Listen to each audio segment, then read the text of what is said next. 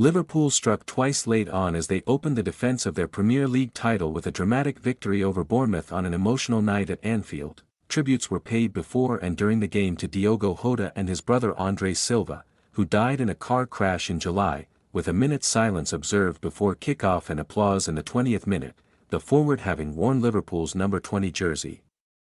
Liverpool head coach Arne Slot gave first Premier League starts to four of his summer recruits, and it was Hugo Ekitike, a £70 million signing from Eintracht Frankfurt, who broke Bournemouth's stubborn resistance with a composed finish 8 minutes before the break, and when Ekitike turned provider to set up Cody Gakpo for a second 4 minutes after the break. Liverpool looked on course for a comfortable victory. Referee Anthony Taylor stopped play in the first half when Bournemouth forward Antoine Semenyo reported that he had been racially abused by a member of the crowd, and it was Semenyo, showing great character and resolve, who put Bournemouth back in contention when he pulled a goal back from close range after 64 minutes. Before crowning a swift break with the equaliser 14 minutes from time, the Cherries looked set to snatch a point until the unlikely figure of Federico Chiesa steered home his first Premier League goal for Liverpool 2 minutes from time, Mohamed Salah wrapping up the win with a low finish in front of the Kop.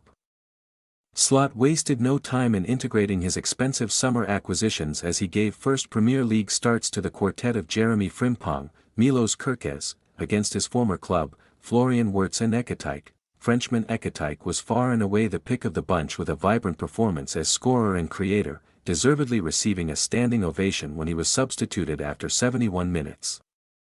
Wirtz was quiet in the number 10 role behind Ekitike, in what was a disjointed Liverpool display lacking so much of the calm and cohesion that was the trademark of Slot's first season in charge, which led to Liverpool strolling to the title, and, as in the Community Shield defeat by Crystal Palace, there was a vulnerability running through this Liverpool side that will need work and almost resulted in them squandering a win that was theirs for the taking for the first hour. It needed a typical late surge in front of the Kop to claim the 3 points in the face of a Bournemouth response which exposed Liverpool's defence far too often, especially down the flanks and through midfield, where the stabilising influence of the suspended Ryan Gravenberch was sorely missed. Liverpool, however, gathered themselves as champions do, with Chiesa finally making his mark after life in the shadows at Anfield to put them back in front, Salah inevitably rounding things off. It is only to be expected that the arrival of so many new faces, no matter how gifted, will lead to instability, and this has been in evidence, leaving Slot with work to do to put all his many new pieces into place.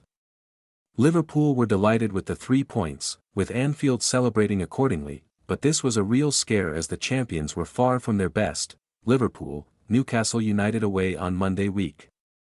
Then a meeting with Arsenal at Anfield the following Sunday. Bournemouth, the Cherries meet Wolverhampton Wanderers at Vitality Stadium next Saturday, followed by a Carabao Cup second-round tie at home to Brentford 3 days later.